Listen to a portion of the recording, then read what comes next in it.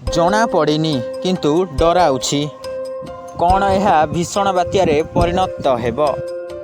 कौन यार प्रभाव ओडिशा रे पड़िबो? जहाँ पाणीपाग विभाग सूचना देछि कि 21 मे रे गोटे घूर्णिबलय सृष्टि हेब, जार 24 घंटे गोटे लघुचाप क्षेत्र सृष्टि हो बोली कहा जायछि। आउ 23 तारिख रे डीप डिप्रेशन ने परिणत हेब, तार 24 घंटे गोटे बात्यारे परिणत होई पारे बोली कहा जाउछि। 25 रे करि पारे बात्या लैंडफॉल, किंतु लैंडफॉल बेले पवन रो बेग केते रहिबो जଣା पड़ी नाही। बात्या नहीं भारतीय पाणीपाग विभाग किछि सूचना देई नाही। आईएमडी डीजी श्रीजुक्त मृत्युंजय महापात्र सी मध्य किछि सूचना देई नांती। जहाँ भुवनेश्वर आंचलिक पाणीपाग विभाग सूचना देइछि कि 25 एवं 26 रे प्रबल अति प्रबल वर्षा होई पारे। अधिकांश मॉडल इंडिकेट करुछि कि ओडिशा किंबा आंध्र प्रदेश रे बात्या लैंडफॉल करि पारे। जहाँ जीएफएस मॉडल कहूछि कि पवनर बेग घंटा प्रति 140 रु 150 किलोमीटर रही पारे, किंतु ECMWF मॉडल कहूछि कि यह एते बड़ बात्या हेबो नाही। यह 70 रु 80 किलोमीटर बेगरे पवन बही पारे।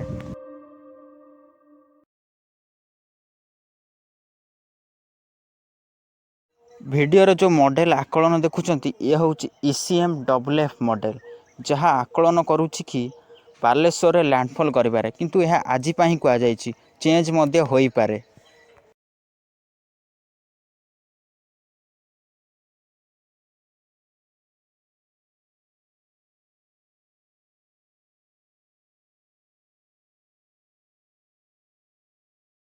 आपण माने देखि पारुछंती ये बालेश्वर सोर रे केमती लैंडफॉल करुछि,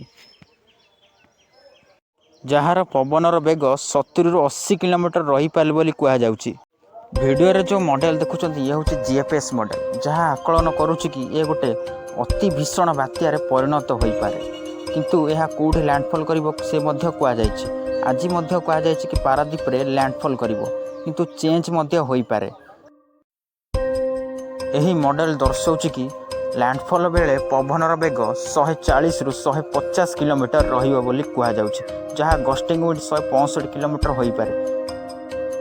किंतु जे पर्यंत लघुचाप क्षेत्र सृष्टि न होईछि आकलन करिबा मुश्किल।